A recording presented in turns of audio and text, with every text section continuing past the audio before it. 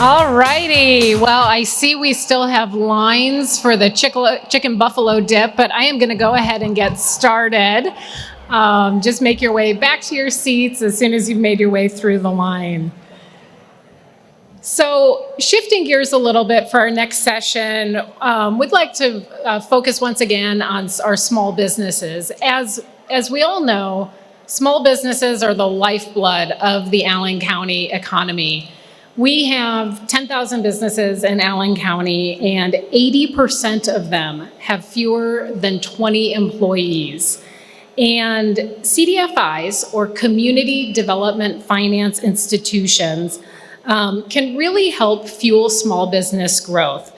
So to drill down a little bit deeper, you were all familiar with the Allen County Together plan, all about growing a high-growth, innovative, and inclusive economy here in Allen County. And within our innovative pillar, we have 3 bold initiatives, our inclusive pillar, one of which is to expand CDFI lending by $10 million over the first 5 years and $25 million over the 10-year period of the plan. And I want to just share a little bit about the origin of this goal and why it's included in the ACT plan. In 2018, raise your hand if you're in this picture and you went with us to Detroit. I see Allison Gerardo, a couple of partners here in the room that were with us. We took a small group of entrepreneur service organizations and community partners to Detroit to learn about their entrepreneurship programming and community development initiatives. And one of the really exciting programs that we learned about is something called Build Institute. And we have our friends here with the Seed District in the city of Fort Wayne up here at table 12. And Seed District adopted the Build Institute program. And I have been a proud Seed board member for the last several years. Build Institute is a phenomenal program that is producing real results in this community. Since 2019, Seed District Build Institute has had more than 400 entrepreneurs enrolled in this program. 337 have graduated from Build Institute programs. And today, there are 178 established and still operating businesses that were founded by Build Institute graduates.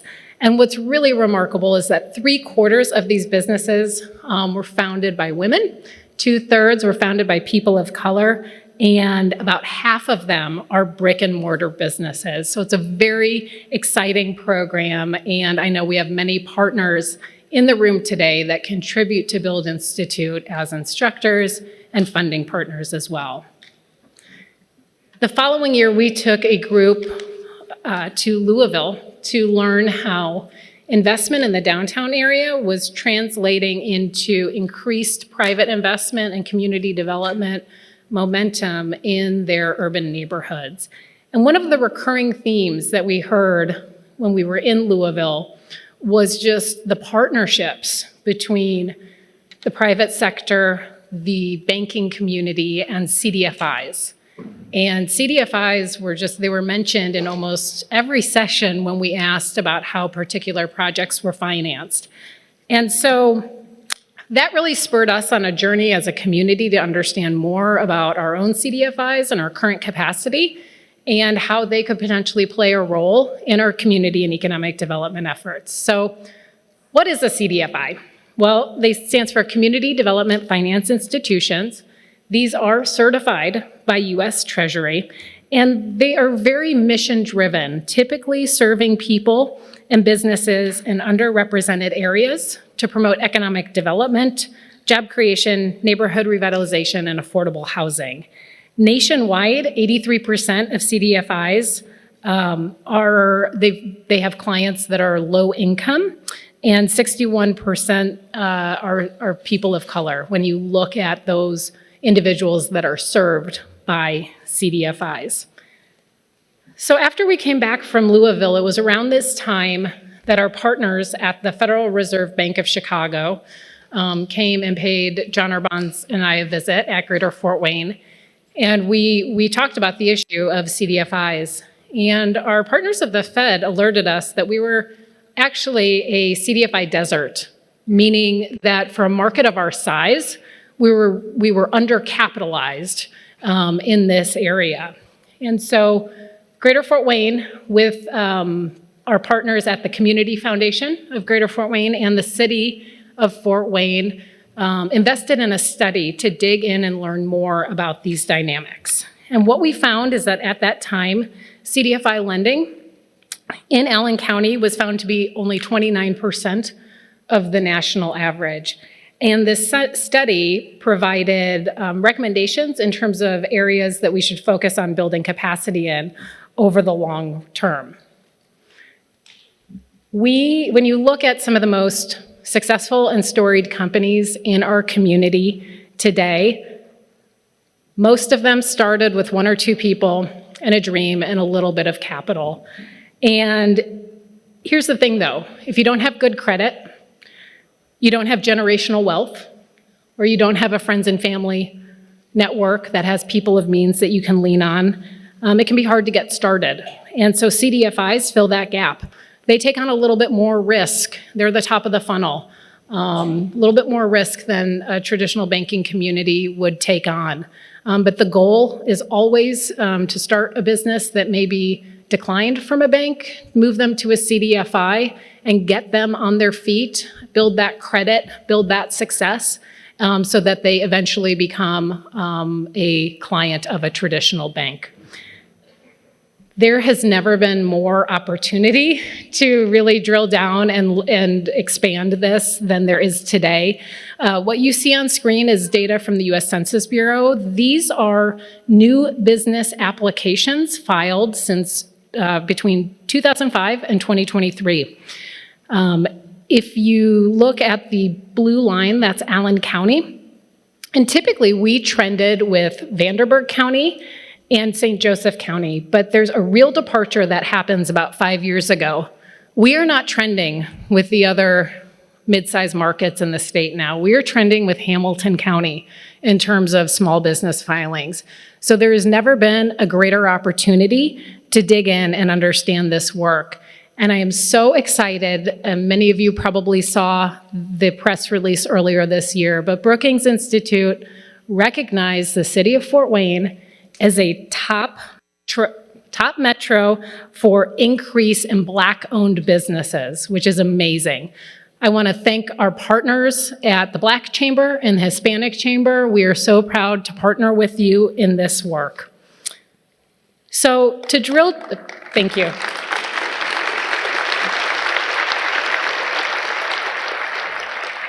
So to drill down deeper, I'd like to introduce Eric Ogle, Brightpoint Development Fund Manager, to the stage to share more. Eric is filling in today for Matt Crouch, who woke up and felt quite ill. So I want to thank Eric for filling in and also recognize the partnership that we've had with Matt and Steve Hoffman, Brightpoint CEO. They have just been incredible partners in this work, and I'm so excited that they have the opportunity to share more with you today. So please join me in welcoming Eric Ogle.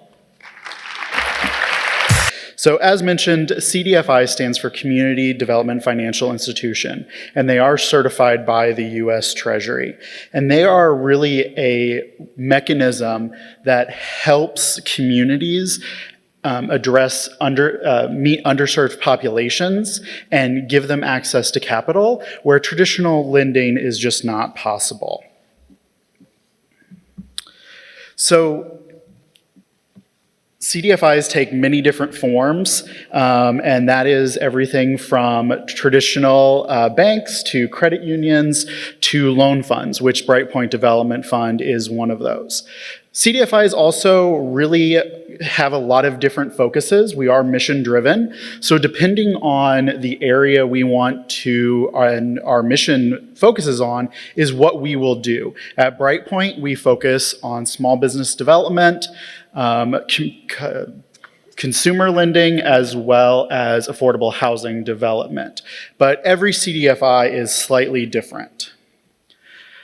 The sources of funding for CDFIs are really what makes the CDFI model work. We not only receive public funds through the US Treasury, Small Business Administration, and other nonprofits, but we also work directly with foundations, corporations, banks, and all these different organizations to further their goals and further their missions. The funding of a CDFI is not one size fits all. Every single CDFI has a different source of funding. But the nice thing about CDFIs is they're able to use that funding and access additional funding and take that funding and leverage it for further capital and really get it into the communities that are underserved. Here in Fort Wayne, we are lucky. We have multiple CDFIs. And one thing that is interesting is every single one of these CDFIs does something different and meets a different need here in Fort Wayne. So us at Brightpoint, we primarily focus on small business lending and consumer lending. Fort Financial, they have a little bit different focus as a credit union, but they are a CDFI. And we also have Urban Beginnings Choice, which is a newer CDFI that is also a credit union, and they focus on a very specific part of the population, and they do auto lending and also other small personal loans. Additionally, we are also served by larger CDFIs that serve the state and nationally. Bankable is another CDFI. They are located in Anderson. They serve the entire state. Now, Bankable and Brightpoint Development Fund, we do very similar things, but because we have slightly different missions, we actually at Brightpoint are able to take on more risky loans, and there have been many times where Bankable may not have been able to help, but then Brightpoint was able to help. And so even though there are multiple CDFIs, we're not really competitive. And we're not competitive with traditional banks. We want our borrowers to go on and become clients at traditional lenders.